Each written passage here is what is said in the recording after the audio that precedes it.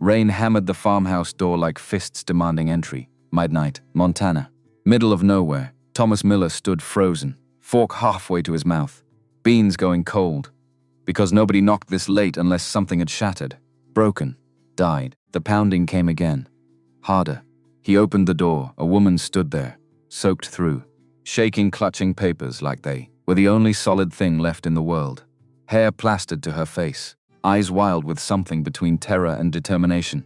I need a husband. Her voice cracked on the words. By Friday, 4 days. Behind her, the empty road stretched into darkness. No headlights, no car, just rain and wind and whatever desperation had driven her to walk here.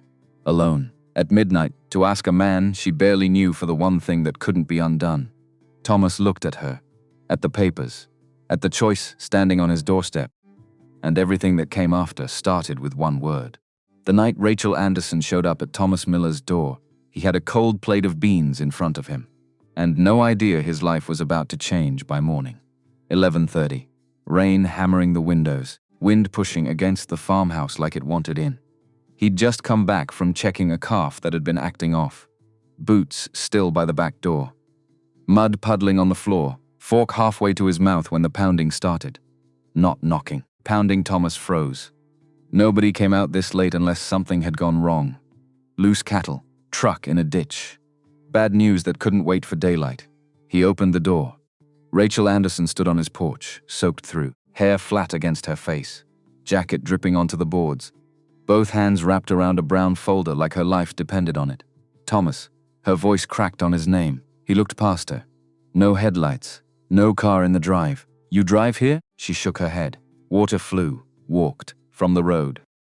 Brian took my keys. That woke him up faster than coffee. Get inside. She stepped over the threshold, stood in his living room shaking so hard the papers rattled. He grabbed a towel from the laundry basket. Handed it over. What happened? She pressed the towel to her hair but didn't sit. Thomas had seen her around.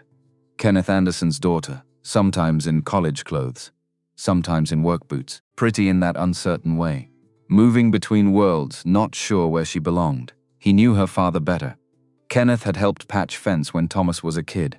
Later, after Thomas's parents died, Kenneth was the neighbor who checked in without making it obvious. Now, Kenneth was gone too. And Rachel looked like the ground had opened up beneath her. It's the will. Thomas nodded toward the kitchen. Sit first. I can't, Rachel. That stopped her. She looked at him like she'd forgotten where she was, then walked to the kitchen. Sat. Thomas put the kettle on. Didn't know what else to do with his hands. She opened the folder. Spread papers across his table, damp at the edges, legal pages. Signatures, county stamps. He didn't pretend to understand lawyer language. He knew cattle records, feed invoices, bank notices, but legal documents always made honest people feel stupid. My dad added a condition. Nobody told me until today. What kind? She swallowed hard. If I'm not married by the deadline, I don't get full control. Brian does. Thomas stared. The kettle started screaming. Married? She nodded. Embarrassed and angry at once. Dad thought it would protect me. Thought if I had someone steady beside me, Brian couldn't push me around. The lawyer said it's valid. Thomas killed the heat, poured hot water into mugs neither of them had asked for. When's the deadline? Friday. Monday night. 4 days, and Brian? Came back this morning. She gave a bitter laugh. New truck. Clean shoes. Talking like Dad's farm was already sold. He's got buyers coming. A development company. Says the land's worth more without cattle. Thomas felt his chest tighten. He'd seen that kind before. Men who looked at pasture and saw house lots. Looked at barns and saw scrap lumber.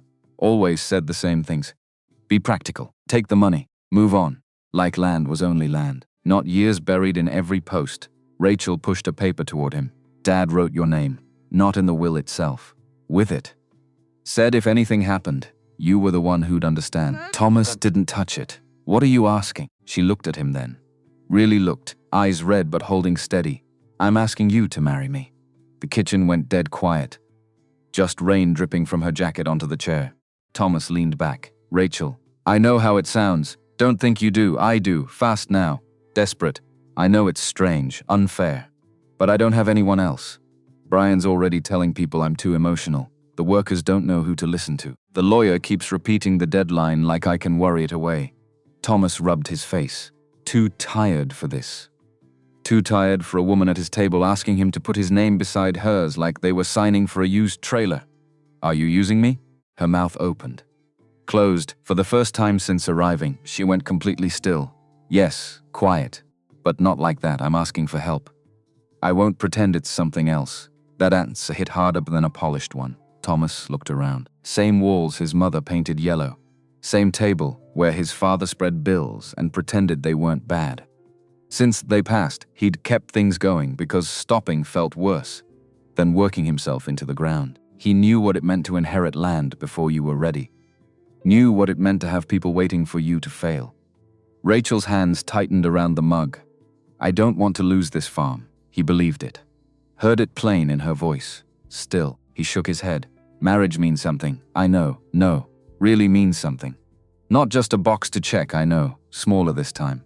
But losing the farm means something too. There was the problem. She was right. Thomas stood, walked to the back door. Through the glass, he saw nothing but rain and weak reflection. His place and Anderson land shared a fence line older than both of them. Kenneth had run good cattle. Paid late sometimes like everybody, but kept things decent. If Brian sold, that fence would turn into survey stakes and machinery. He turned back, one rule. If I say yes, Rachel sat straighter. No lies between us, not in this house. To the outside, we do what we have to. But here, between you and me, we stay clean. You don't pretend this is love. I don't pretend I'm a hero. We both know what it is. She nodded fast, then slower, making sure he saw she understood. Okay, and if this gets ugly, you don't hide things. I won't. Thomas looked at her. Wet hair. Folder. That scared way she tried not to look scared. All right. We go to the courthouse in the morning. Her face changed, not relief exactly. More like the weight shifted and she nearly fell under it. Thank you. He nodded once. Didn't trust more words. Something in his chest had gone strange. Rachel stood, picked up the folder. I should go. You walked from the road. It's near midnight. Pouring. I can. Spare rooms at the end of the hall. We'll sort everything else tomorrow. She started to argue. Saw his face. Stopped. He showed her the room. His mother's quilt on the bed. Dresser that stuck window facing the east pasture. Rachel stood in the doorway with her bags like she was waiting for normal instructions. He had nothing normal. Bathrooms across the hall. Closet squeaks. I'll fix it. She nodded. Thank you. Don't thank me every time I point at furniture. Almost made her smile. Thomas went to his room. Lay awake listening to the house tick and creak once he heard Rachel in the hallway. Pause near the kitchen, then go back. He stared at the ceiling, at the water stain shaped like Nebraska, at the crack he'd meant to fix for 2 years. Morning came too fast. 6:15. Alarm. Shower. Cleanest shirt. Still had a grease mark near the cuff. Rachel was already in the kitchen. Different clothes. Must have walked back for a bag while he wasn't sleeping. Morning. She tried to smile. Morning. Thomas made coffee. Strong. 2 cups? Sleep? No, me neither. They drove to town in silence. Heater blowing too hot. Rachel wore a blue dress under a brown coat. Like she'd tried to make it normal and failed. Thomas wore his grease-marked shirt and 2-day jeans. Sage Creek Courthouse. Red brick. Built 1923. Thomas had been inside 3 times, speeding ticket. Property dispute. Marriage license with Laura 9 years back. He parked out front. Rachel didn't move, okay? No, honest. Good, me neither. They walked up. Through doors that stuck down the hall to the clerk's office. Sharon Coleman looked up. 60-something. Gray hair. Had worked here since before Thomas was born. Tom. Rachel. She looked between them. We need a marriage license. Sharon's eyebrows lifted. Just slightly. All right then, she slid forms across. Thomas filled his in. Name. Address. Birth date. In the box marked previous marriages, he wrote 1. Spouse deceased. His hand shook on deceased. Just for a second, the Rachel filled hers. Neater writing. Smaller. Previous marriages. None. Sharon typed. Printed. 3-day waiting period unless Judge Brennan grants a waiver. Thomas looked at Rachel. We need the waiver. Friday deadline. Sharon's expression didn't change, but something shifted in her eyes. She picked up the phone. Brief conversation. Hung up. He'll see you now. 2nd floor. 204. They climbed stairs, found the office. Knocked. Come in. Judge George Brennan sat behind a desk, buried in papers. 68. Gray beard, had married Thomas and Laura. Had handled Laura's estate after. He looked up. Tom. Miss Anderson gestured to chairs. They sat. Judge Brennan leaned back. Sharon says you need a waiver. Want to tell me why? Rachel spoke first. My father's will requires marriage by Friday, or I lose the farm to my brother. Who's selling to developers? The judge's eyes shifted to Thomas. And you're volunteering? Kenneth Anderson was good to me when I needed it. Returning the favor, that what marriage is? A favor? Edge in his voice. Not quite anger, Thomas met his eyes, with respect. My marriage to Laura was real. This is different, but it's what Rachel needs. And it's legal. That's why we're here. Long silence. Judge Brennan nodded. All right, I'll grant it. But understand something. He looked at both of them. This is a legal contract. Tax implications, property rights, medical decisions, inheritance. You can't just undo it because things didn't work out. Thomas nodded. We understand, do you? The judge signed. Handed Thomas the paper. Come back at 10. I'll do the ceremony. They left. Stood in the hall. Want to back out? Rachel looked at him. Do you? Asked first. No, me neither. They went to the diner. Sat in a booth. Ordered coffee. Not food, Betty Morrison poured. 70-something. Had worked here forever. Looked at Rachel's dress. Thomas's clean shirt. You two look nice. Thanks. Betty walked away. But Thomas saw her glance back. Saw her whisper to the cook. By noon the whole town would know. 9:50 they returned. Up the stairs. Judge Brennan's office. He was waiting. Black robe on, ready? Thomas looked at Rachel. She nodded. The judge opened a small book. Read words Thomas had heard before, with Laura watching. Flowers. Hope, this time no flowers. No family. Just legal words and fear. Thomas, do you take Rachel as your lawfully wedded wife? Throat dry. I do, Rachel. Do you take Thomas as your lawfully wedded husband? Her voice steadier than expected. I do. By the power vested in me, I pronounce you husband and wife. No kiss. Good. Neither could handle that they signed. Judge signed. Sharon appeared to witness. Signed done. Out of the courthouse. Down the steps. Into gray morning. Rachel stared at the certificate like it might vanish. Thomas looked at her. Now we keep your farm standing. She nodded, but her eyes stayed on him. And that was when he understood this wouldn't stay simple. Rachel moved in that afternoon. 2 bags, raincoat, box of papers. Thomas gave her the spare room. She stood in the doorway. Bags in hand, bathrooms across the hall. Closet squeaks. You said that last night, did I? Yeah, I'll fix it twice then. Small smile. Almost first days felt like circling a skittish horse. Coffee at the same table. Eyes everywhere but at each other. She kept asking permission. To use mugs, the stove, salt. He kept telling her she lived here now. Felt strange every time. Nights she went to her room. Shut the door soft. He went to his. Lay awake listening, once heard her in the hall. Pause. Go back. Didn't ask. By Wednesday the county knew small town.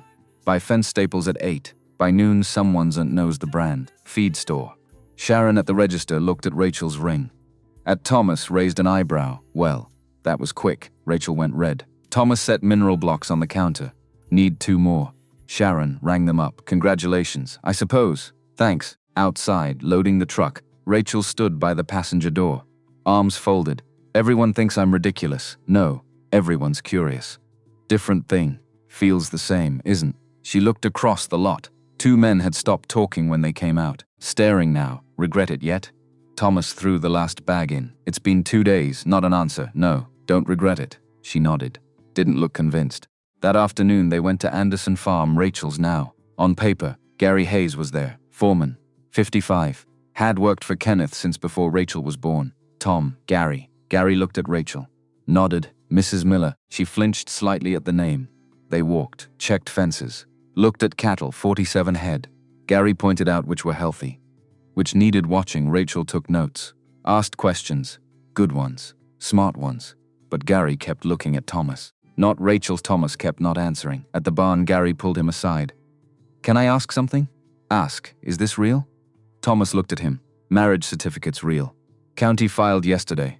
That's not what I mean, I know. Gary waited. Thomas chose words carefully. Rachel's father left her this farm. She wants to keep it. I'm helping. That's all you need to know. Gary studied him. Brian came by yesterday. Said the marriage was fake. Said he'd prove it. Cold settled in Thomas's stomach. What'd you tell him? Not my business. But Tom. He's got lawyers. If this isn't real, they'll find out. Good thing it's real then, is it? Thomas met his eyes. It is now evening. Rachel made dinner, eggs, toast, fried potatoes. Nothing fancy. Put a plate in front of him like she'd done it 100 times. You didn't eat lunch. Was busy. Always say that. She sat across from him. sleeves pushed up, hair tied back, smudge of dirt near her jaw she'd missed. Tired. Not the scared tired from Monday, different. From actually working. Actually fighting. After dinner he found her at the table, bills spread out, labeled with sticky notes, urgent, call, ask Thomas. That last pile made him shake his head. Don't have to ask me everything, I know. But I don't know what I don't know, fair. He sat, went through them. This one first. This one waits. This one you negotiate. She wrote it all down. Like studying for a test. 10 o'clock she stood. Stretched. Should sleep. Probably. She looked at him, wanting to say something. Didn't. Went to her room. Thomas stayed. Looked at her organized bills. Her neat notes. She was trying. Really trying. That meant something. Thursday morning Brian showed up. Thomas was behind his barn, fixing that water line. Rachel at her place heard tires. Looked up. Black truck. New. Shiny. Brian got out. Walked over. Polished shoes. Pressed pants. Expensive jacket. Miller. Brian. We need to talk. Thomas set down his wrench.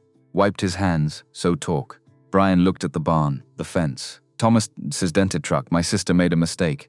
Not for you to decide. She's 24. Has no idea what she's doing. She's learning. Brian stepped closer. You're taking advantage. Thomas felt his jaw tighten. Forced it loose. I'm helping her keep what's hers. For what? What do you get?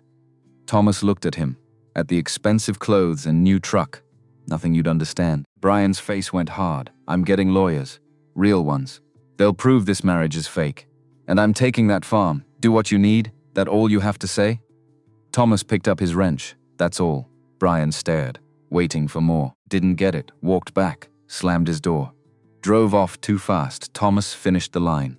Went inside. Called Rachel. We need to talk. She came over. Kitchen table. He told her about Brian.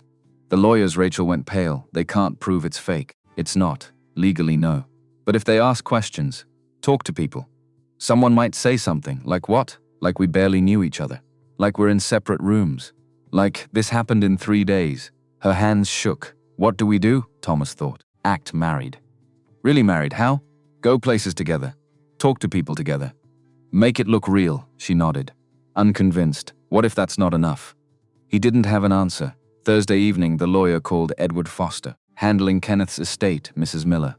I need to visit the farm. Verify you're complying with terms. Rachel's hand tightened on the phone. When? Friday afternoon. 2 o'clock. Tomorrow. I'll be there. Hung up. Looked at Thomas. He's coming tomorrow. Then we get ready. They spent that night rehearsing. Questions. Answers. Corrections. How many cattle? 47. 12 calves. What if a cow shows mastitis signs? Separate her. Call the vet. Monitor the herd. How do you fix a fence post? Dig 18 inches. Set it. Pack tight. Check level. She got most right. The rest close enough. Midnight. Thomas told her to sleep. Can't try. She went to her room. He heard pacing. Heard it stop. Didn't sleep either. 6 Friday morning. Both were up. Coffee. Silence. Nerves. 1:30 they drove to Anderson Farm. Rachel's hands shaking. You'll be fine. Don't know that. No, you've been working hard for 4 days. That counts. They parked. Got out. Gary was there. 2 other workers. Cody. Frank. 2 o'clock exactly. Silver sedan. Edward Foster got out mid-60s. Gray suit. Briefcase. Never got dirt under his nails type. Mrs. Miller. Rachel shook his hand. Mr. Foster. He looked at Thomas. Mr. Miller. Thomas nodded. Foster pulled out a clipboard. I'm here to verify active management in accordance with your father's wishes. Questions. Inspection. Employee interviews. Rachel's voice steady. Of course, they walked. Foster asked questions. Rachel answered. Cattle. Equipment. Finances. Operation stumbled once. Feed schedules. Caught herself. Corrected. Foster wrote notes. Barn stalls. Equipment. Storage. Spoke with Gary. Cody. Frank. Thomas stood back. Watched. Didn't interfere. Rachel's test. Not his. After an hour, Foster closed his notebook. Mrs. Miller. I'll be honest. When I heard you married 3 days before deadline, I had concerns. Rachel's face tightened. But seeing the property and staff, you're making genuine effort. Farms maintained. Animals healthy. Workers respect you, she breathed, however. She tensed. Your brother filed a formal challenge. Claims the marriage is fraudulent, created solely to circumvent the will. Rachel looked at Thomas. He kept his face blank. Foster continued. There'll be a hearing, Monday morning, 9 o'clock. County courthouse, you both testify. Brian presents his case. You present yours. Judge decides. Rachel's voice small. What if he decides against us? Farm goes to Brian. He's free to sell. After Foster left, Rachel sat on the porch steps, head in hands. Thomas sat beside her. We'll get through this. Don't know that, no. But we'll try. She looked at him. Thank you. For all this, don't thank me yet. Why not? Monday isn't over. Neither are we. That night, Rachel didn't go to her room, stayed in the kitchen. At the table, papers, notes. Thomas made coffee. Brought her a cup. Need sleep. Need to be ready. You are. I'm not. He sat. Rachel. Look at me. She did. 4 days ago you walked onto that farm knowing nothing. Today you answered every question Foster asked. Knew the cattle, equipment, workers. Gary said after Foster left he was impressed. Really. Small smile. Tired. Real. Still scared though. Me too. They sat in quiet. Rain starting soft this time. Gentle drum on the roof. Rachel's hand on the table. Close to his. Not touching. Close. Thomas didn't move it.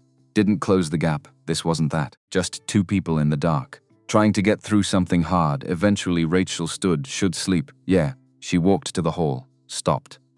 Turned. Thomas? Yeah? If we lose Monday, if Brian wins. I want you to know I'm grateful. Even if it doesn't work. Thomas looked at her. At the scared woman from 5 days ago. At who she was becoming. Someone who didn't quit. Who stood up. Who kept fighting terrified. We're not going to lose. She held his eyes. Nodded. Went to bed. Thomas sat alone. Looked at the ring on his finger. Simple gold. He'd worn one before. For Laura. 9 years of real marriage. Real love. This one felt different. Lighter. Not quite settled. Didn't know what Monday would bring. Win or lose. What happened after either way. But he knew this. He'd made a promise. To Kenneth. To Rachel. To himself. And Thomas Miller didn't break promises, even when they scared him. Even when he didn't know where they led. He finished his coffee. Killed the lights. Went to bed. Outside the rain fell soft and steady. Inside quiet. Two people under one roof. Married on paper. Strangers in practice. For now that had to be enough. Saturday morning arrived with silence that felt wrong. Thomas woke at 5:30 like always. Lay there listening. No rain. No wind. Just quiet pressing against the windows. He got up. Dressed. Went downstairs. Rachel was already in the kitchen. Not sitting. Not drinking coffee. Just standing by the window. Looking out at nothing. Morning. She turned. Didn't smile, is it? Thomas poured coffee. Handed her a mug. We have 2 days before the hearing, I know. So we use them. She took the coffee. Held it with both hands. How? We go over everything. Every question they might ask. Every angle Brian might use. We make sure there's no gap. Rachel nodded. But her eyes had that look. The one from Monday night. Like she was drowning and couldn't find the surface. Thomas set his mug down. Rachel. Look at me. She did. We're going to win this. You don't know that. No. But I know you're not going to give up. And neither am I. Something shifted in her face. Not confidence. Just a little less fear. They spent the morning at the table. Thomas asked questions. She answered. He pushed harder. She pushed back. Why did you marry Thomas Miller? Because I need help running the farm, and he was the only person I could trust. Why him specifically? My father trusted him. That's enough for me. Do you love him? We respect each other. That's more than most marriages start with. Rachel's answers got sharper. More sure, by noon she wasn't hesitating. They ate lunch standing up. Sandwiches. Didn't taste them. After, Thomas drove them into town, Main Street. Saturday afternoon. People everywhere. Why are we here? Because people need to see us together. They walked. Past the hardware store. The pharmacy. The diner. Betty Morrison was outside sweeping the sidewalk. Looked up when they approached Tom. Rachel, Betty, the older woman's eyes went to their hands. Not holding. But close. How are you two settling in? Rachel answered before Thomas could. Good. Learning a lot. Thomas is patient. Betty smiled. Small, genuine. Kenneth would be glad. Seeing you two together. Rachel's throat worked. Thank you. They kept walking. Past the feed store. The bank. The courthouse that would decide everything Monday. Thomas felt eyes on them. From windows. From cars. From every direction. Small town. Everyone watching. Everyone forming opinions. Let them watch. Let them see. At the grocery store they ran into Gary Hayes. Cart full of supplies. He stopped when he saw them. Tom. Mrs. Miller. Gary, awkward silence. Then Gary cleared his throat, wanted to say something. After Foster left yesterday, Rachel tensed. I've worked that farm 27 years. Seen a lot of people try to run it. Your dad was the best. But you, he looked at Rachel. You're asking the right questions, not pretending you know everything. That takes guts. Rachel's eyes went bright. Thank you. Gary nodded. pushed his cart past. They finished shopping, loaded bags into the truck, drove home in silence that felt different, less heavy. Back at the house, Rachel put groceries away. Thomas watched her move through the kitchen, learning where things went, making space for herself. You did well today. She closed the cabinet. I didn't do anything. You let people see you're not running. That matters. Rachel leaned against the counter. Thomas, can I ask you something? Yeah, what happens after Monday? If we win? He hadn't let himself think that far. What do you mean? I mean, do we just keep living like this? Strangers sharing a house? The question hung between them. Thomas looked at his hands. I don't know. Okay, but it wasn't okay. He could hear it in her voice. She went to her room early. He stayed up, thinking about what she'd asked, about what happened after, because she was right. They couldn't keep living like this, separate rooms, separate lives, married but not. But he didn't know what the alternative was, didn't know if he was ready for it. Sunday morning he woke to the smell of pancakes, went downstairs, Rachel at the stove. 2 plates already set. Thought you might be hungry. Thomas sat. Thanks. They ate without talking. Then Rachel cleared the plates. I'm going to church. Thomas looked up. You go to church? Used to, with Dad. Before, she shrugged. Thought it might help. Clear my head. Want company? She blinked. You'd come? If you want, I want. They drove to the small church on the edge of town. White clapboard. Steeple. Bell that rang at 10. Inside smelled like old wood and candle wax. Pews half full. Thomas recognized faces, neighbors, people he'd known his whole life. They sat in back. Rachel's shoulder touched his accident, but she didn't move away. The service was simple. Hymns. Reading. Short sermon about faith in uncertain times.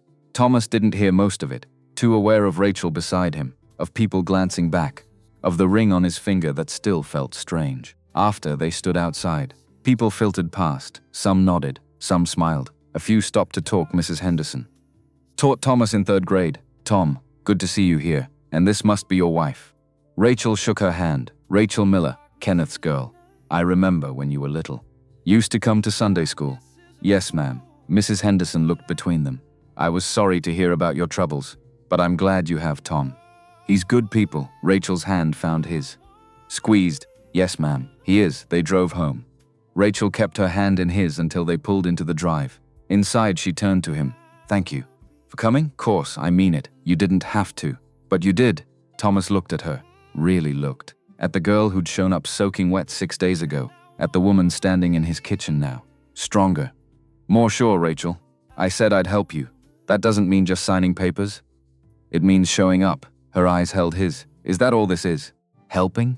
The question caught him sideways. What else would it be? She looked away. Nothing. Never mind. But something had shifted. Something he couldn't name. Didn't want to name. Because naming it made it real. Made it matter. Sunday afternoon they went over questions again.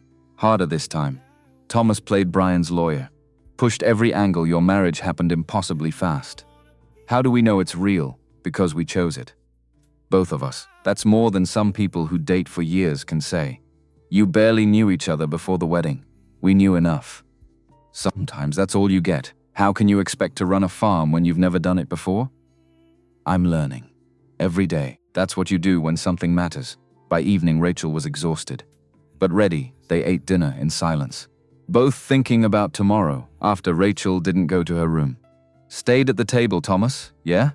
I'm scared. First time she'd said it out loud. Me too. What if we lose? Then we lose, but we don't quit first. She nodded. Stood. Walked to the hallway. Stopped. Would you? Would you mind if I left my door open tonight? Something in Thomas's chest tightened. No.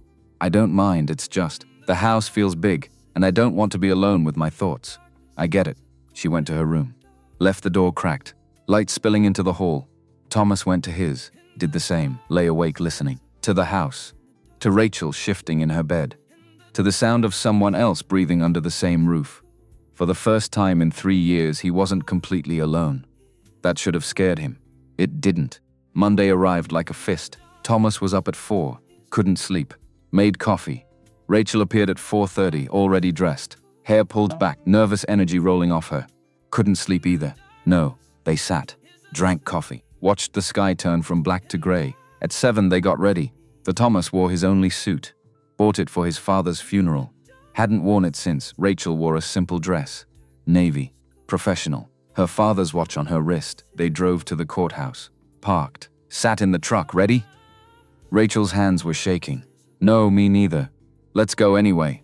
They walked up the steps, through the doors, down the hall to the courtroom. Brian was already there, three-piece suit. 2 lawyers beside him. Looked like he'd hired half of Billings. He saw them. Smiled. Not friendly, Rachel. Tom. Ready to tell the truth? Thomas's jaw tightened. Rachel's hand found his arm. Don't, wasn't going to. They sat on their side. Alone. No lawyers. Just them. At 9 exactly, Judge Brennan entered. Everyone stood, be seated. He settled behind the bench. Looked at the papers in front of him. We're here regarding the estate of Kenneth Anderson, specifically the marriage requirement clause. Brian Anderson has filed a challenge claiming the marriage between Rachel Anderson Miller and Thomas Miller is fraudulent. We're here to determine validity. He looked at Brian. Mr. Anderson, you may present your case. Brian's lead lawyer stood. Tall man. Sharp suit. Briefcase that probably cost more than Thomas's truck, Your Honor. The evidence is clear. This marriage is a sham. Entered into solely to circumvent the will's intent. He pulled out documents. Laid them on a table. The timeline alone is damning. Kenneth Anderson died March 15th. His will was read April 23rd. The marriage requirement became public knowledge at that time. Rachel Anderson and Thomas Miller were married May 4th. 6 days before the deadline, he paced. Confident, 6 days. Not 6 months, not 6 weeks, 6 days. After knowing each other casually as neighbors but never dating, never courting, never showing any romantic interest. Rachel's hands clenched in her lap. Thomas reached over. Covered them with his. The lawyer continued. Furthermore, we have statements from multiple sources. Sharon Coleman, county clerk, states the couple requested an emergency waiver. Seemed nervous. Uncomfortable. He held up another paper. Betty Morrison, local diner owner, states she saw them the morning of the wedding. They looked dressed up but awkward. Quote, like they were going to a funeral, not a wedding. Rachel's breathing got shallow. Thomas squeezed her hand and most tellingly. The couple maintains separate bedrooms, as confirmed by their own admission. This is not the behavior of newlyweds. This is the behavior of 2 people pretending for legal purposes. He turned to face them. Your Honor, this marriage is a fraud. And my client asks that it be declared invalid, returning full control of the Anderson farm to him. As Kenneth Anderson's eldest child and rightful heir, he sat. Judge Brennan looked at Thomas and Rachel. Mrs. Miller, Mr. Miller, you have the right to respond. Rachel stood, legs shaking, voice shaking. But she stood, Your Honor. Everything he said is true. The timeline, the separate rooms. All of it, Brian's lawyer smiled. Rachel continued, but he's wrong about one thing. This marriage isn't a fraud, it's a choice. One I made. One Thomas made. She took a breath. My father put that clause in his will because he was dying. And scared. Scared I'd be alone. Scared Brian would swoop in and sell everything Dad built. He wanted me to have support. Someone steady. Her voice got stronger. He wrote Thomas's name because he trusted him. Because Thomas showed up when Dad needed help and didn't ask for anything in return. That's the kind of person he is. She looked at Thomas. We got married fast. Yes, because we didn't have time. But Thomas has spent every day since helping me learn. Teaching me. Standing beside me when he could have walked away. She turned back to the judge. Maybe we don't love each other. Yet. But we respect each other. We trust each other. And we're building something real. That's more than a lot of marriages have, she sat. Judge Brennan's expression didn't change, Mr. Miller. Anything to add? Thomas stood. Hadn't planned to. But the words came anyway, Your Honor. When Rachel came to my door 6 days ago, I could have said no. Should have probably. It would have been easier. He looked at Brian, but Kenneth Anderson was good to me when my wife died. When I didn't know how to keep going. He showed up, didn't talk much, just worked beside me. That meant something. Back to the judge, so when his daughter needed help, I helped. That's all this is. One neighbor helping another. If that makes the marriage real or fake? I don't know. But it's honest, and it's what Kenneth wanted. He sat. Brian's lawyer stood again. Your Honor, respectfully. Sentiment doesn't change facts. This marriage was entered into for one purpose. To satisfy a legal requirement. That makes it fraudulent. Judge Brennan held up a hand. I've heard enough. I'll issue my decision this afternoon. 3 o'clock. Everyone back here then. He stood. Left the room emptied. Thomas and Rachel sat. Frozen. What do we do now? Thomas looked at her. We wait. They went to the diner. Couldn't eat. Ordered coffee. Sat in the corner booth. Betty brought the pot over. Poured without asking. Heard about the hearing. Rachel looked up. Yeah, for what it's worth. I think you two are good for each other. You do? Betty nodded. I've known Tom his whole life. After Laura died, he disappeared into that farm, stopped coming to town, stopped talking to people. But these past few days, he's different. More here, she looked at Rachel. And you've got your daddy's stubborn streak. Kenneth would be proud. She walked away. Rachel stared at her coffee. She thinks we're real. Maybe we are we? Thomas didn't answer, because he didn't know anymore. Didn't know where the pretend ended and the real began. They killed time walking. Around town, past the hardware store, the library, the park where kids were playing. Normal life continuing while theirs hung in the balance. At 2:30 they headed back, climbed the courthouse steps. Brian was there. Lawyers. Looking confident. 3 o'clock. Judge Brennan entered. They stood, sat. He looked at them. All of them. I've considered the evidence, the testimony, the circumstances. Pause. The timeline is suspicious. The separate bedrooms concerning. The speed of the marriage unusual. Rachel's hand found Thomas's, however. Marriage is a legal contract, not a romantic one. The law doesn't require love. It requires consent. Commitment. Good faith. He looked at Rachel. Mrs. Miller has demonstrated genuine effort to manage her father's property. She has learned the operations, earned the respect of the workers, shown commitment to maintaining her father's legacy. Then at Thomas, Mr. Miller has fulfilled his role as spouse, supporting, teaching, standing beside his wife without seeking personal gain. Back to Brian. The marriage may have been entered into quickly. But nothing in Montana law requires a courtship period. Nothing requires cohabitation in the same bedroom. Nothing requires romantic love. He picked up his gavel. The marriage between Rachel Anderson Miller and Thomas Miller is valid. The challenge is dismissed. The Anderson farm remains under Mrs. Miller's control. The gavel came down. Rachel made a sound. Half sob, half laugh. Thomas couldn't breathe. They'd won. Brian stood. Face dark. This isn't over. His lawyer put a hand on his shoulder. Mr. Anderson.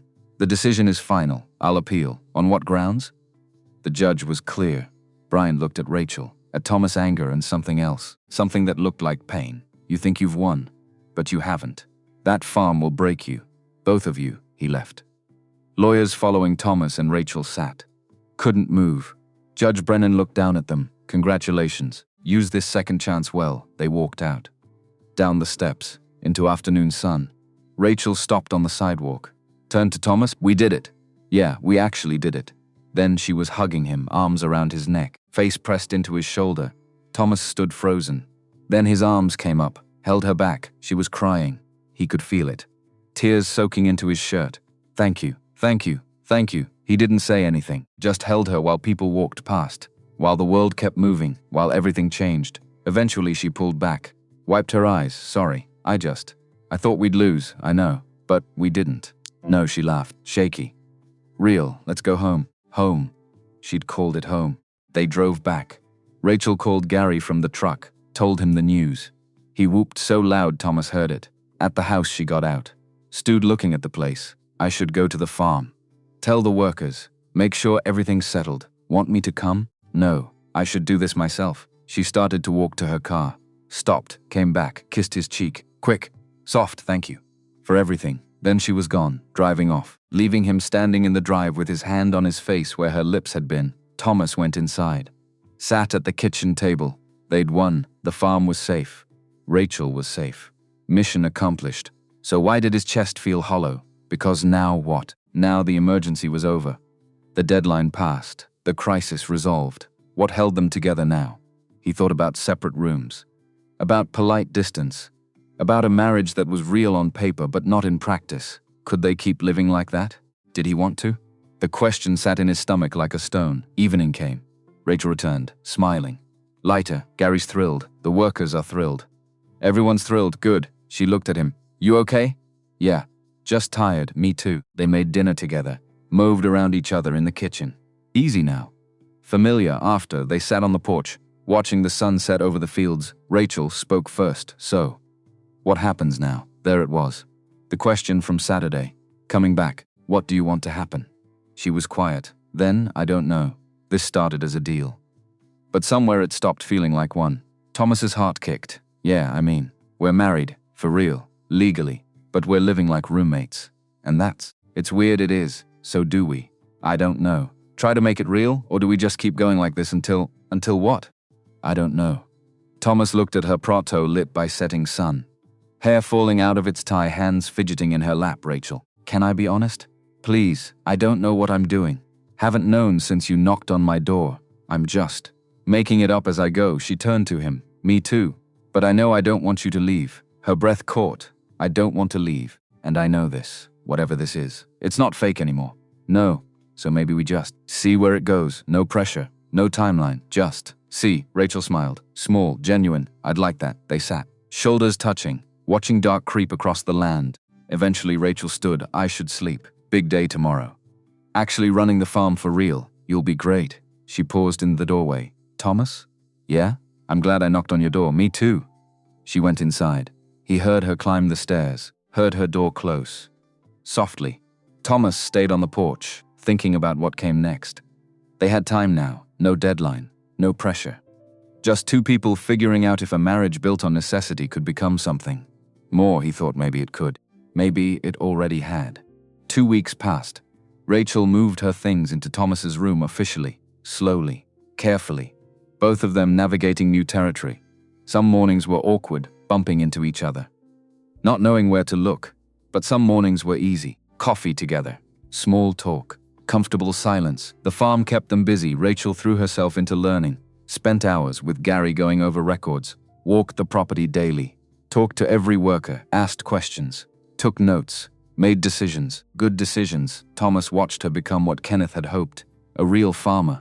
Not perfect, but committed. But Brian kept pushing. Small things, a broken gate, missing tools, vandalized equipment. Nothing they could prove. But they knew. After the third incident, Thomas called a meeting.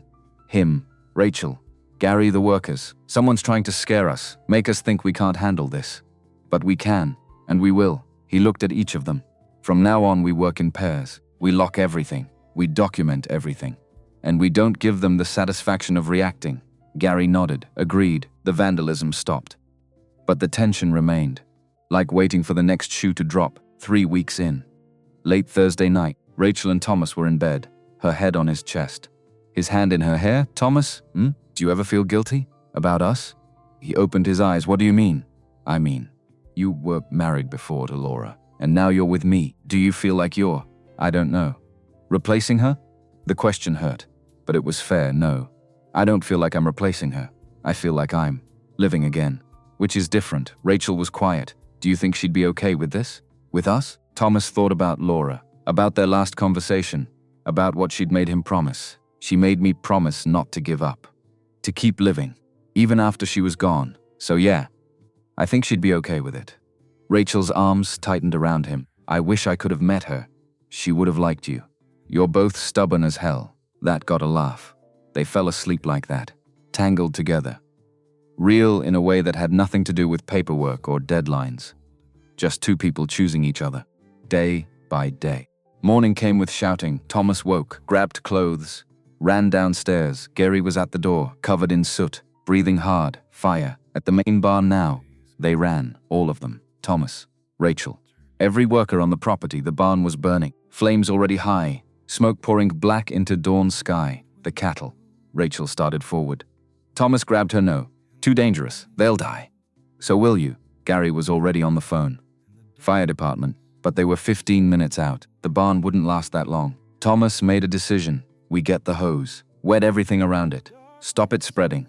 They worked. Fast. Desperate. Hoses running. Water spraying. Trying to save what they could. The barn burned. Completely. By the time the fire trucks arrived, it was just embers. Standing in the wreckage, Rachel didn't cry. Just stared. Face blank. We lost everything in there. Equipment. Feed. Supplies. Thomas looked at her, but not the cattle. We moved them last week, remember? To the south pasture. Relief flooded her face. Right. I forgot. Gary came over, soot on his face. Anger in his eyes. This wasn't an accident. Someone set it. Fire marshal confirmed it 2 hours later. Accelerant. Multiple points of origin. Deliberately set. The sheriff came, asked questions, took statements, but they all knew. Brian. Only they couldn't prove it. Rachel sat on the porch steps of Thomas's house, knees pulled up, arms wrapped around them. He sat beside her. I can't do this. Yes, you can. No, I can't. Every time I think we're okay, something happens. And I can't. I just can't. Thomas turned to her. Rachel, look at me. She did. Tears on her face. Yes, you can. Because you're not alone. You have me. You have Gary. You have every person working that farm who believes in you. But what if it's not enough? Then we fight harder. We rebuild. We don't quit. She wiped her eyes. I'm so tired of fighting, I know. But that's what farming is. Fighting. Weather, market, equipment, people. You fight or you lose. And you're not a loser, something sparked in her eyes. Not quite hope, but not defeat either. How do we rebuild? We don't have insurance money yet. Brian's probably already spreading rumors. People will think I can't handle it, then we prove them wrong. We start tomorrow. We clean up. We assess damage. We make a plan. One step at a time. Rachel nodded. Slowly. Okay. One step at a time. Thomas stood. Held out his hand. She took it. Let him pull her up. Come on. Let's get cleaned up. Tomorrow we fight back. That night in bed, Rachel curled against him. Shaking. I hate him, Brian. I hate him for this, I know. He was my brother. Is my brother. And he's destroying everything because he's angry at Dad. At me. At everyone. Some people don't know how to deal with pain except by spreading it around. She was quiet. Then, Thomas, promise me something. What? Promise me you won't leave, no matter how hard this gets. Promise me you'll stay. He pulled her closer. I promise. I'm not going anywhere, because somewhere between a desperate midnight knock and this moment he'd stopped helping out of obligation. Started helping because he wanted to. Because she mattered. Because they mattered. He didn't know when it happened. Didn't need to. Just knew it was real. And that was enough. The cleanup took 3 days. Hauling charred wood. Clearing debris. Salvaging what little survived. Rachel worked alongside everyone. Gloves black. Face smudged, refusing to stop even when exhaustion made her stumble. Thomas watched her push through. Watched her refuse to break. Something fierce had taken root in her. Something Brian's fire hadn't burned away. Had only hardened. Thursday afternoon, a truck pulled into the drive. Not Brian's. Someone else. An older man got out. 60-something. Weathered face. Work clothes that had seen decades of labor. He walked to where Rachel stood surveying the wreckage. You Kenneth's daughter? Rachel straightened. Cautious. Yes, Harold Mitchell. Used to farm west of here. Heard about your trouble. He looked at the burned barn. Shook his head, shame. Kenneth was good people. Helped me once when I needed it. Figure I owe him. Rachel blinked. I don't understand. Harold reached into his truck. Pulled out a checkbook. I'm offering to lease 40 acres from you. East section. For 5 years. I need expansion space. You need operating capital, he wrote. Tore off the check. Handed it to Rachel.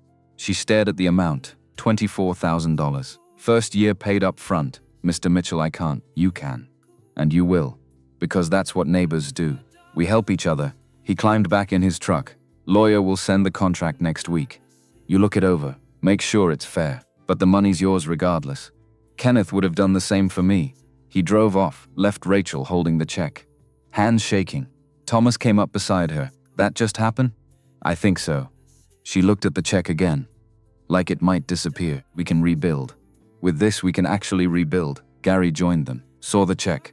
Whistled. Harold Mitchell. I'll be damned. Haven't seen him in years, you know him? Worked his place when I was young. Good man. Fair. If he says 40 acres, he means exactly that. Not an inch more. Not an inch less. Rachel folded the check carefully. Put it in her pocket. Then I guess we're rebuilding. They spent Friday getting quotes, contractors, lumber suppliers, equipment dealers. The insurance adjuster came. Looked at the damage. Promised a check within 2 weeks. Between Harold's lease payment and the insurance, they'd have enough. Barely, but enough. Saturday morning, Thomas drove Rachel into Billings, to the bank, to deposit the check, to start setting up accounts in her name, her farm. Her responsibility. On the drive back, she was quiet. Looking out the window. What are you thinking? She didn't answer for right away. Then, I'm thinking about Brian. About how he burned the barn thinking it would break me. But all he did was make me realize how many people believe in me. Thomas glanced at her. Harold Mitchell. Gary. The workers who stayed. You. All of you showed up when I needed it most. Brian showed up with a match. She turned to him. I don't hate him anymore. I just feel sorry for him. That's growth. Or exhaustion. Haven't decided which. They got home late afternoon. Found a car in the drive. Silver sedan. Montana plates. Rachel tensed. That's the lawyer. Foster. They parked. Got out, found Edward Foster on the porch. Briefcase in hand. Mrs. Miller. Mr. Foster. Didn't expect to see you. I heard about the fire. Came to check on the property. Rachel's jaw tightened. The property is fine. We're handling it. Foster nodded. I can see that. In fact, that's why I'm here. I have something for you. He opened his briefcase. Pulled out an envelope. Your father left a second letter, with instructions to give it to you after the hearing. Regardless of outcome, Rachel took it. Hands unsteady. Why didn't you give this to me before? Because Kenneth's instructions were clear. After the hearing. Not before. He closed his briefcase. I'll leave you to read it. But Mrs. Miller, I want you to know, your father would be proud of what you've become. How you've fought. He walked to his car, drove away. Rachel stood holding the envelope.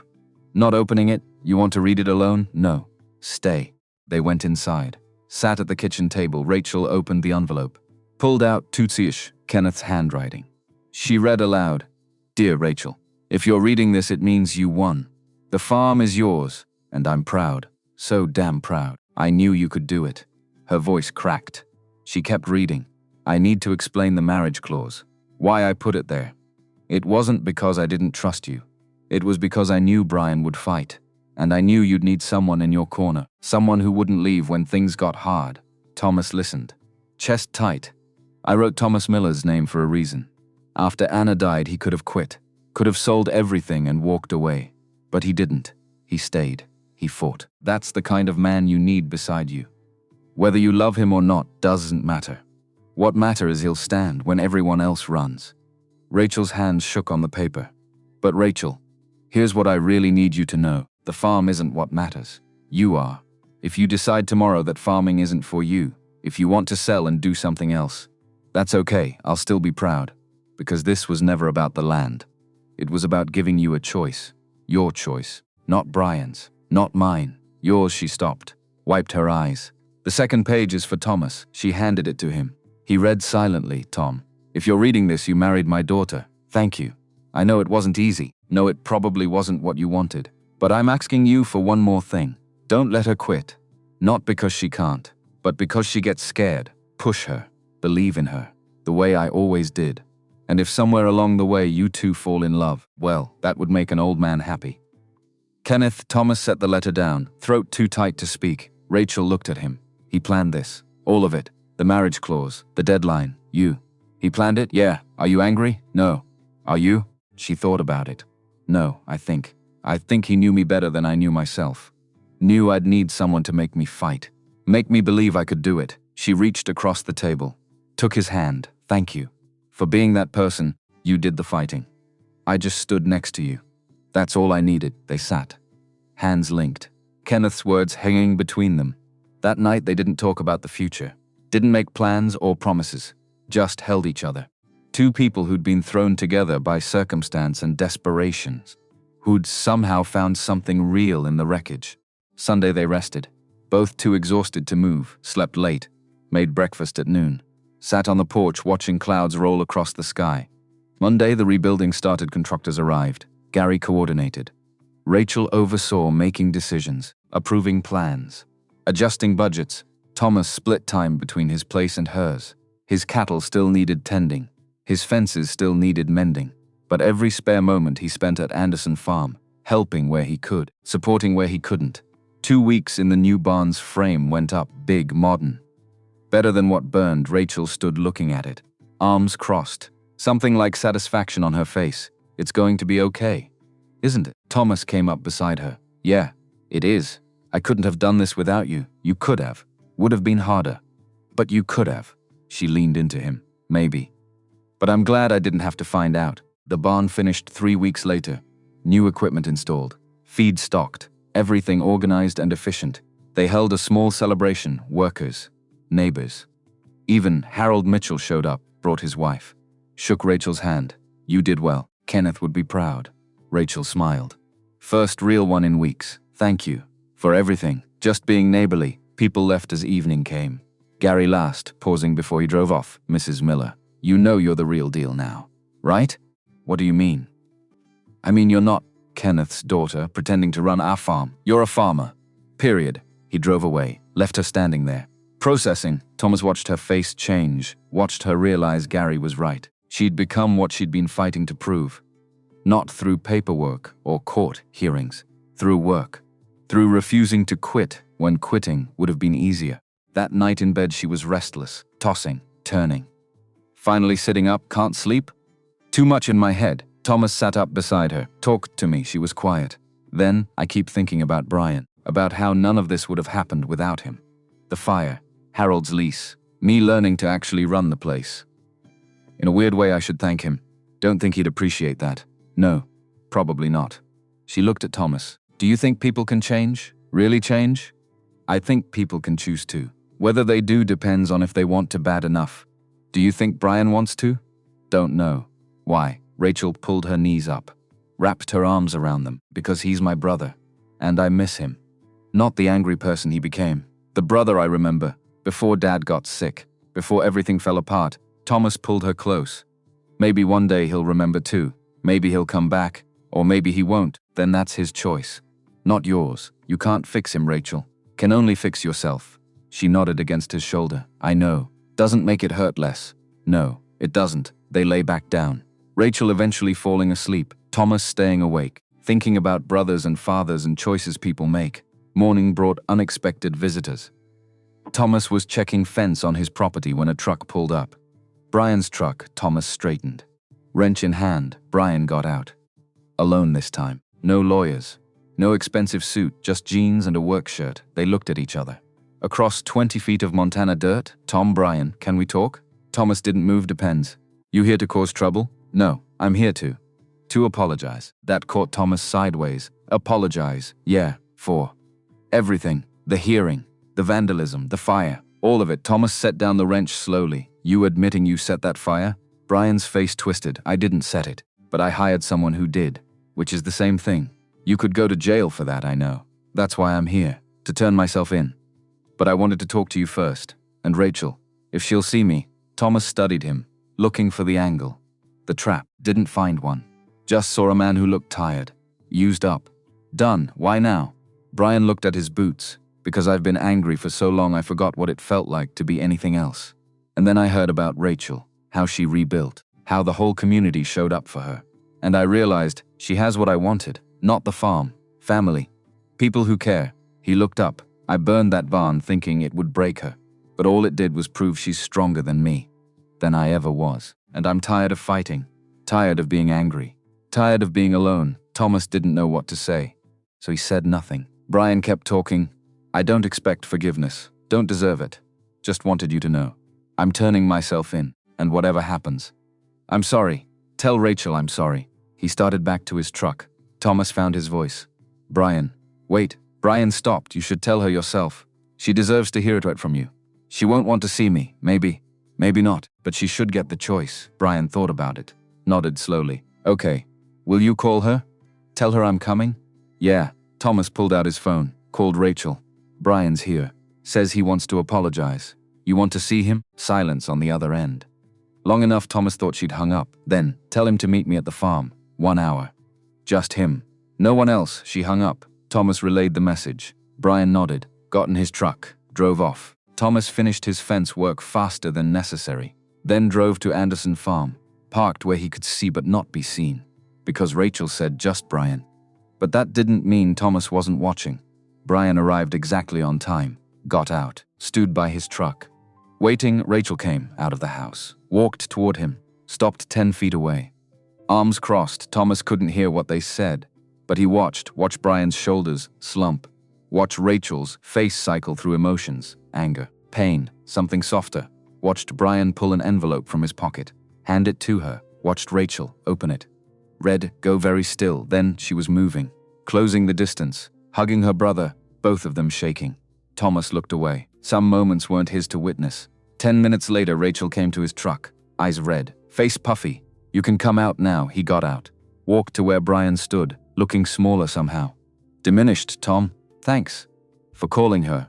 Thomas nodded. Rachel took a breath. Brian's turning himself in. For the fire. He'll probably do time, I know. But before he does, he wants to do something. To make amends, Brian pulled out a folder, similar to the one Rachel had carried that first night, handed it to Thomas. It's a legal document. Signing over my inheritance from Dad to Rachel. The life insurance, the equipment on his place, everything, it's hers. Thomas looked at Rachel. She nodded. He doesn't have to, I know, but he wants to, and I think I need to let him. Brian shifted his weight. It won't fix what I did, won't bring back what burned, but maybe it'll help rebuild what I destroyed. He looked at his sister. I'm sorry, Rachel, for all of it. For being a coward, for hurting you, for hurting Dad's memory. Rachel wiped her eyes. I know. I forgive you. You shouldn't. I'm doing it anyway, because that's what family does. Brian's face crumpled. Thomas looked away again, giving them space. Eventually, Brian left, drove toward town, toward the sheriff's office, toward whatever came next. Rachel stood watching until his truck disappeared. He gave me a letter. From Dad. One Dad wrote before he died. For Brian specifically, what'd it say? That he loved him, that he was sorry, that he knew he'd favored me and it wasn't fair, that he hoped one day Brian would forgive him. She folded the letter carefully. Brian's been carrying that since March, since Dad died. Too angry to read it. Finally did yesterday. That's why he came. Thomas pulled her close. You did right. Forgiving him. Doesn't feel like it. Feels like I'm letting him off easy. No. Feels like you're choosing not to carry his anger for him. That's different. Rachel nodded against his chest. They stood there, in the shadow of the new barn, on land that had nearly been lost, nearly been destroyed, but survived anyway, because that's what land does. Survives, endures, outlasts the people who fight over it. 3 months passed. Summer turned to fall. The farm ran smooth. Rachel grew more confident, made decisions without second-guessing. Earned respect not through her father's name but through her own work. Brian pled guilty. Got 18 months. Served it at the state facility in Deer Lodge. Rachel visited once a month. Slow rebuilding. Different than the barn, but just as necessary. Thomas and Rachel settled into rhythm. His place. Her place. Somewhere along the way the distinction blurred. Became our place. Our land. Our life. One October evening they sat on the porch. First frost coming. Sky going purple and gold. Rachel spoke without looking at him. I love you. First time she'd said it. Out loud. Clear. Thomas's heart kicked, yeah? Yeah, have for a while. Just. Didn't know how to say it. I love you too. She looked at him then. Really? Not just because I said it first? Really? Have since? Hell, I don't know when. Somewhere between the courthouse and the fire. Maybe before that. Maybe the night you showed up soaking wet asking me to marry you. Rachel laughed. Genuine. Light. That was not my most romantic moment, no. But it was honest. And I'll take honest over romantic any day. She leaned into him. So what now? What do you mean? I mean, we got married for the farm. Stayed married because. I don't actually know why, because we wanted to, right? But now we love each other. So does that change things? Thomas thought about it. Don't think so. We're still us. Still figuring it out. Just now we're doing it on purpose instead of by accident. I like that. On purpose, they sat, watching the sun drop, watching the land go from gold to gray to dark. Eventually Rachel stood. Come on, getting cold. And I'm tired. They went inside, up the stairs to the bedroom that had become theirs. Together. Really together. Rachel changed, climbed into bed, patted the space beside her. Thomas followed, pulled her close, breathed in the smell of her. Shampoo and hay and Montana dirt, Thomas? Thank you. For saying yes that night. For taking a chance on me. Thank you for knocking. She was quiet. Then, do you think we would have found each other? If Dad hadn't put that clause in the will? Don't know. Maybe. Maybe not. I'm glad we didn't have to find out. Me too. They fell asleep like that. Two people who'd started as strangers, became partners, became something more. Who'd learned that sometimes the best relationships aren't the ones you choose. They're the ones that choose you. December brought snow. Real snow. The kind that buried fence posts and turned roads to ice. Rachel had never experienced Montana winter. Not like this. Not as a farmer responsible for keeping animals alive through it. Thomas taught her how to break ice on water troughs, how to ration hay, how to watch for frostbite and cold stress. She learned, made mistakes, fixed them, kept going. One morning, they woke to 3 feet of new snow, phone ringing before dawn. Gary's voice. Urgent, we got a problem. Pipes froze at the barn. Water's out. Cattle are getting stressed. Rachel was up, dressed, out the door before Thomas finished listening to the message. He followed, Found her at the barn already, tools in hand. Gary showing her which pipes, where they worked. Hours, in cold that burned, in wind that cut, wrapped pipes. Thawed lines, got water running again. By noon it was done. Rachel's hands were cracked, face red, exhausted, but the cattle were fine. Gary clapped her on the shoulder. "You're tougher than Kenneth." "Don't tell him I said that." Rachel smiled, tired. "Proud your secret's safe with me." That evening Thomas found her soaking in a hot bath, steam rising. Eyes closed. "You okay?" "Everything hurts." "But we did it. We kept them alive." He sat on the edge of the tub. "You did it. I was just there." She opened one eye. "You're always just there." Funny how that works. "Someone's got to make sure you don't freeze to death. My hero." She was being sarcastic. But Thomas heard the truth underneath because that's what they'd become. Heroes for each other, in small ways, daily ways. Ways that mattered more than grand gestures. Christmas came. First one as a real couple, not just paper marriage. They spent it at Thomas's place. Their place Rachel insisted on cooking. Despite never having cooked a holiday meal, it was chaos. Timing wrong, turkey dry, potatoes burned, but they ate it anyway, laughing, making fun of her terrible cooking, making plans for next year, when she'd do better. Or when they'd order takeout. After dinner, they sat by the fire, Rachel in his lap, his arms around her. "Merry Christmas, Merry Christmas. You know this time last year I was alone. Dad was dying. Brian wasn't talking to me. I was terrified of what came next, and now? Now I'm happy. Is that allowed? To be happy after everything?" Thomas kissed her temple. "It's required." She tilted her head back, kissed him properly. "Good. Because I plan to be happy for a very long time." "How long?" "Rest of my life sound good?" "Sounds perfect." They stayed there until the fire died, until cold crept in, until bed seemed like the better option, and all through the dark Montana night. While snow fell silent, while the land slept under winter, two people held each other, grateful for midnight knocks, for desperate choices, for the way life sometimes gives you exactly what you need, disguised as what you thought you didn't want. Spring came eventually. Thaw, mud, new calves wobbling on uncertain legs.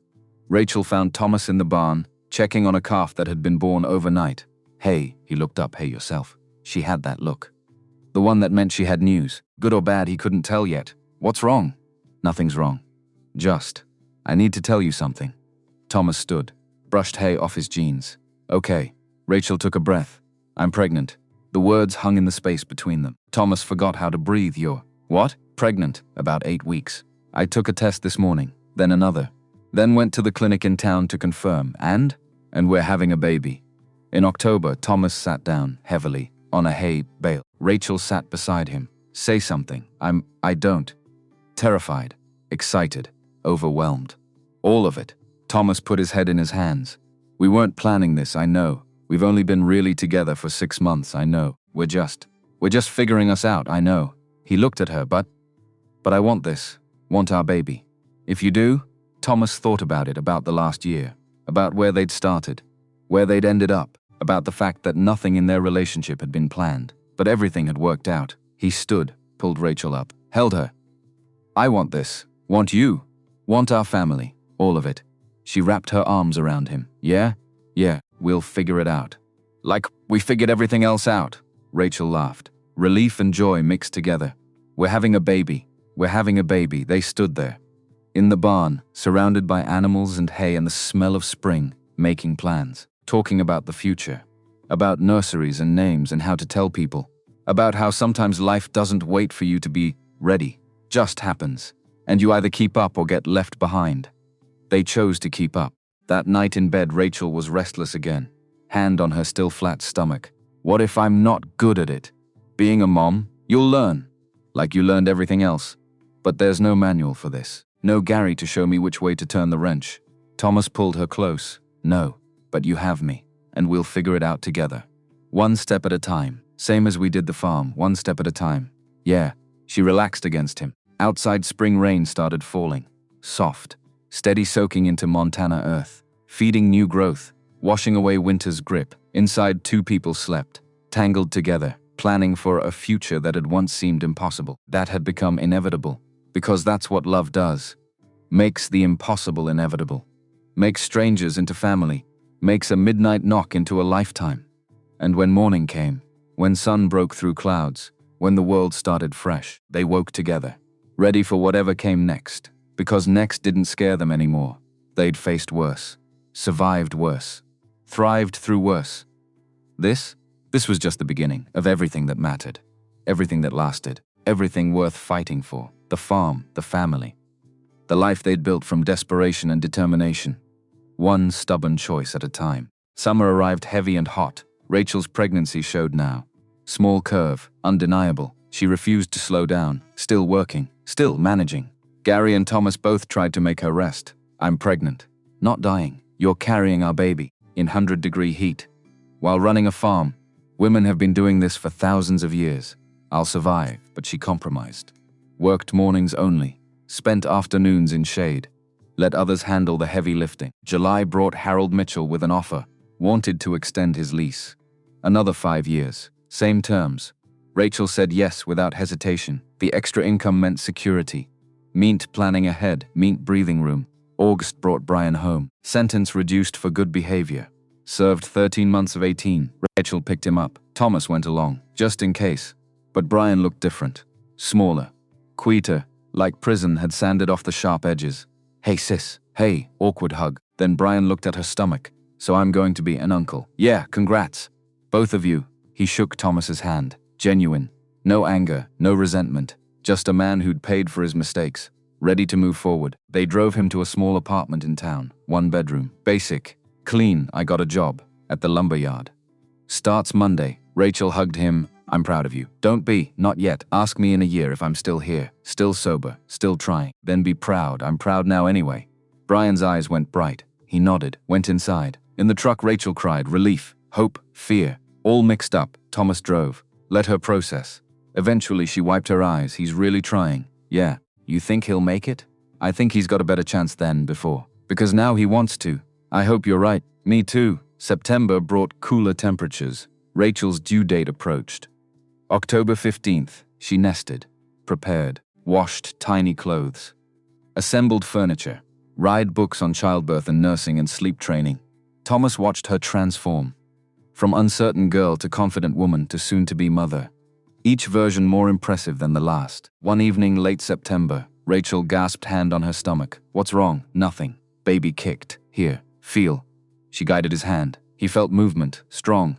Insistent. That's our kid. Yeah. Thomas knelt. Put his face near her belly. Hey in there. This is your dad. Just wanted to say, we're ready for you. Whenever you're ready for us. Rachel ran her fingers through his hair. You're going to be a great father, you think? I know. Because she did know. Had watched him care for animals. For land. For her. With patience and dedication. Same qualities that would make him good at this. October 15th came and went. No baby. October 20th. Still nothing. Rachel was miserable. Huge. Uncomfortable. Ready to be done. This kid is never coming out. Kid'll come when ready. I'm ready now. Tell the kid that. October 23rd. 2 in the morning. Rachel shook him awake. Thomas. It's time. He shot up. Fully awake. Heart pounding. Time? Contractions. Several minutes apart. We should go. They'd practiced this. Bag already packed. Car seat installed. Route to the hospital memorized. But actually doing it. Different. Thomas fumbled. Dropped keys. Forgot the bag. Ran back for it. Rachel was calm. Breathing through contractions. Timing them. You okay? I'm fine. You're panicking. I'm not panicking. You forgot pants. He looked down. Pajama pants. Shit. Go change. I'll be in the truck. He changed. Got to the truck. Rachel was timing another contraction. They drove to Billings. Hospital. 40 minutes that felt like 4 hours. Rachel squeezed his hand through contractions. Breathed. Focused. At the hospital they checked in. Got a room. Nurses came. Doctor came. You're at 4 centimeters. Got a ways to go. 4 became 6. 6 became 8. Hours passed. Rachel got an epidural. Things eased slightly. Thomas stayed beside her. Held her hand, wiped her forehead. Told her she was doing great. At 4:30 that afternoon, the doctor came back. Time to push. Rachel looked terrified. I can't. Yes, you can. Thomas, I can't. He held her face. Made her look at him, Rachel. You've survived everything life threw at you. This you can do, she nodded. Jaw set, determined. She pushed and pushed and pushed until suddenly a cry. Loud, insistent. Alive, it's a girl. The doctor placed a tiny squirming person on Rachel's chest. Rachel sobbed. Laughing and crying at once, Thomas stared. At his daughter. At his wife. at the impossible thing they'd created. She's perfect, she is. The nurse took the baby, cleaned her, weighed her, 7 pounds 4 ounces, 19 inches long, brought her back wrapped in a blanket. Pink hat on her head, Thomas held her, carefully, like she might break. She opened her eyes, dark blue, unfocused, beautiful. Hey, sweetheart, I'm your dad, and that's your mom. And we love you so much already. Rachel watched, tears streaming. What should we name her? They'd discussed names. Never decided. Thomas looked at his daughter, at this tiny person who'd changed everything. Laura, after my wife. And Anna, your middle name. Rachel's face crumpled. Laura Anna Miller. It's perfect. They stayed in the hospital 2 days, learning, adjusting, figuring out how to keep a human alive, then home. To the farmhouse, to the nursery they'd prepared, to a new life. New normal, new everything. Gary came to visit, brought flowers, held the baby awkwardly. She looks like you, Rachel. Poor thing. Rachel laughed. Brian came, sober, employed, held his niece with trembling hands. I'm going to be better. For her. So she knows her uncle's not a screw-up. You're not a screw-up. You're family. Harold and his wife came, brought a handmade cradle, from our farm to yours. May it rock many babies? Betty from the diner came, brought casseroles for the freezer. You two take care of that baby. Town's proud of you. Everyone came. Everyone cared. Everyone showed up. Because that's what community does. Celebrates together, supports together, survives together. And as fall turned to winter. As Laura grew and changed, as life settled into new rhythms, Thomas and Rachel learned what it meant to be parents, to be exhausted, to be overwhelmed, to be so full of love it hurt. Learned that family isn't just blood, it's choice, daily choice, to show up, to stay, to love through hard times. Learned that sometimes the best things come from the worst circumstances. That desperate midnights can lead to beautiful mornings. And every day Thomas looked at his wife, at his daughter, at the life they'd built from nothing, and thought about that knock on his door, about saying yes when no would have been easier, about how one option choice changed everything, made strangers into lovers, made a farm into a home, made a marriage into a family, and he was grateful, so damn grateful, for the rain that brought Rachel to his door, for the will that gave them an excuse, for the love that made them stay, for all of it, every hard moment, every scared decision, every uncertain step, because they'd led here, to this, to everything that mattered, to home.